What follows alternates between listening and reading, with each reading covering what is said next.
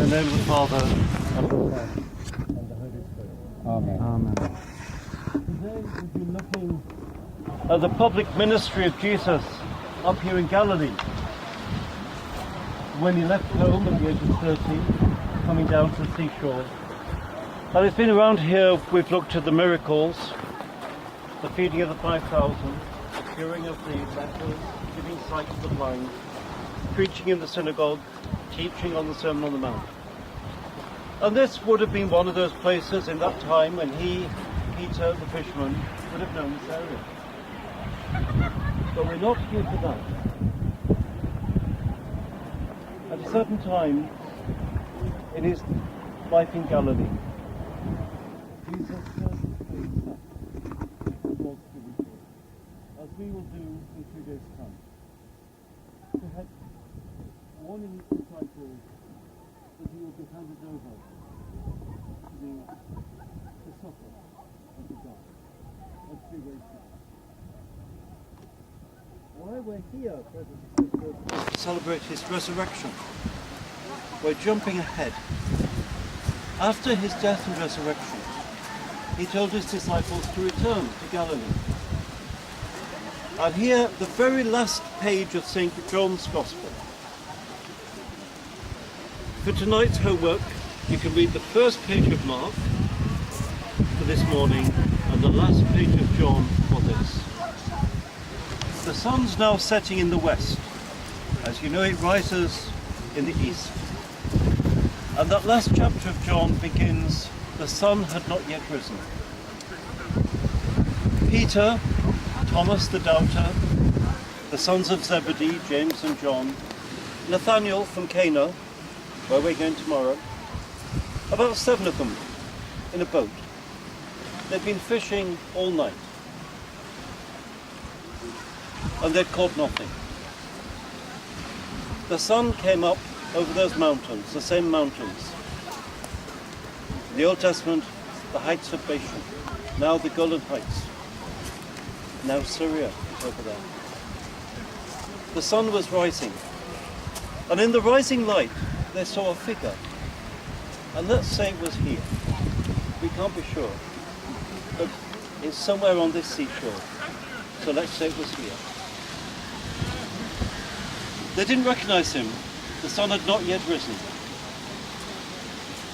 And he shouted out, "Do you have any fish?" They said no. "Cast your nets to the right." They did.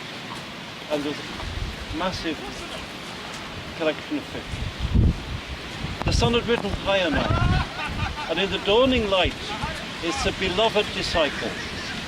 Love recognized the Master, the risen Jesus. It is the Lord. And St. Peter, who was wearing very little, he was fishing, is the only man in history to put on more clothes in order to jump into the waters. Peter was so impetuous. They were about 100 yards off here, 100 yards out. And Peter couldn't wait to get to his beloved Lord. And he jumped in the water and paddled his way here. There was a fire on a rock, and tradition has it, it's a rock under the altar in the church here. Go to the church, there's a rock. It was called the Rock of the Coals, the barbecue. And Jesus invites them to come and have fish. And so they come, they're all exhausted, and they have breakfast together.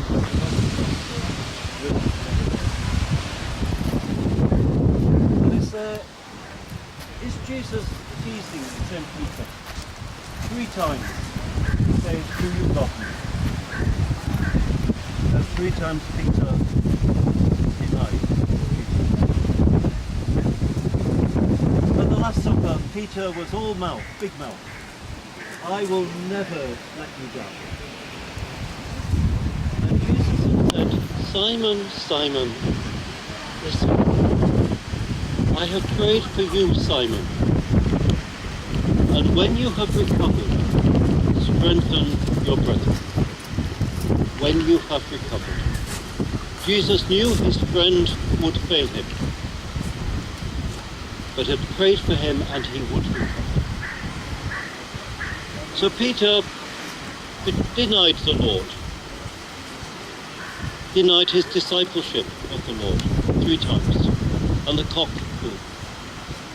And as the cock crew, Jesus turned as he was being interrogated, and he and Peter, across the crowded room of a Roman facility, saw light. And Peter went out into the dark and wept. And yet, we're told in all the stories, Jesus appeared first to Simon Peter, and we're not allowed access to it.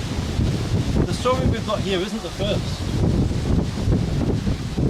All along, the Christians say, the Lord has risen and has appeared to Peter. But we are not allowed access to the intimacy of that meeting, that loving meeting. And you can imagine many years later, St. Peter preaching the gospel around the Mediterranean. And he goes to Corinth. And catechists running the RCIA are saying, and there's before the cock crew, Peter denied Jesus 3 times. And Peter's saying, well, do you have to pass that bit on? Do you have to tell them that? But it's important, because the ministry of Peter is above all a ministry of forgiveness and mercy and compassion. And Peter knew that in his bones, that he had been forgiven by the risen Lord. And so now, Jesus, his friend, do you love me, Peter? Do you love me? Do you love me? 3 times. Big mouth. Peter was big mouthed at the Last Supper. Now he just says, perhaps here, perhaps on this spot, Lord, you know everything. You know I love you. We don't have to trust reading what we know, but we know the Lord knows us. Whoever we are, whatever we've done, Peter can tell us there is nothing unforgivable in that rising light of Jesus the risen Lord. Nothing is unforgivable. That's Peter's message. That's why he has the keys of the kingdom. And so Peter says, Jesus says to Peter, perhaps here, feed my sheep, feed my sheep, feed my lambs. The fisherman becomes a shepherd. The fisherman becomes a pastor, a good shepherd. And so here we should, above all, pray for Pope Francis, the successor of St. Peter. Jesus and I prayed for you, Peter. And when you recover, strengthen your brothers and sisters. That's the ministry of Peter, of the Pope. And as Francis himself said in his book, the Pope is not the Pope. And the Pope's job is constantly telling us, look to that risen Lord for mercy and for reconciliation. Nothing is unforgivable. So here, you can go in there and see a rock. And perhaps it's the rock on which Jesus had a barbecue. Amen. Let's say it is. And in a communion, where Peter is our good shepherd, and we pray for the successor of Peter. I confirm the primacy on you.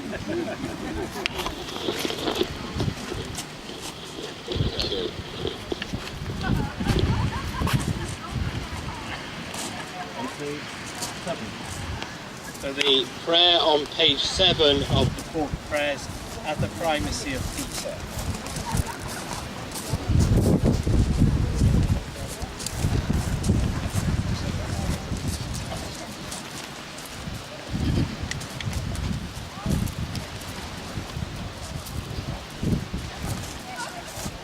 The Litany of St. Peter, Prince of the Apostles. Lord, have mercy. Christ, have mercy. Lord, have mercy. Christ, hear us. Christ, graciously hear us. God, the Father of heaven, Have mercy on us. God, the Son, Redeemer of the world, Have mercy on us. God, the Holy Spirit, Have mercy on us. Holy Trinity, one God. Have mercy on us. Holy Mary, Mother of God. Pray for us. Saint Peter, Pray for us. Prince of the Apostles. Pray for us. Saint Peter, to whom were given the keys of the kingdom of heaven. Pray for us. Saint Peter, so ardent for the glory of Christ. Pray for us. Saint Peter, whose heart was pierced with one look from Jesus. Pray for us.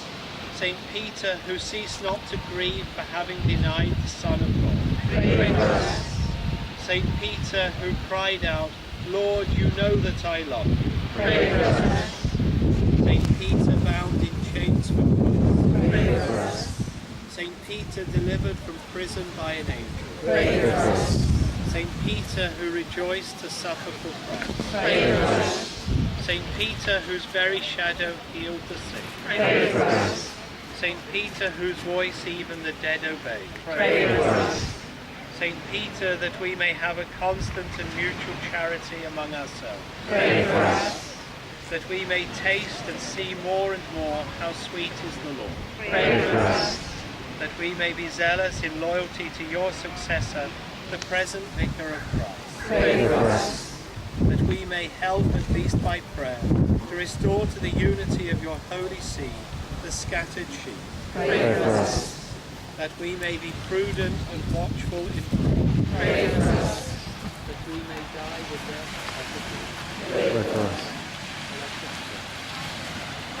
O God, who has given your blessed apostles the keys of the kingdom of God and the power to bind enemies, grant that we may be delivered to the help of this intercession from the slavery of all our sins, who live and reign forever and ever.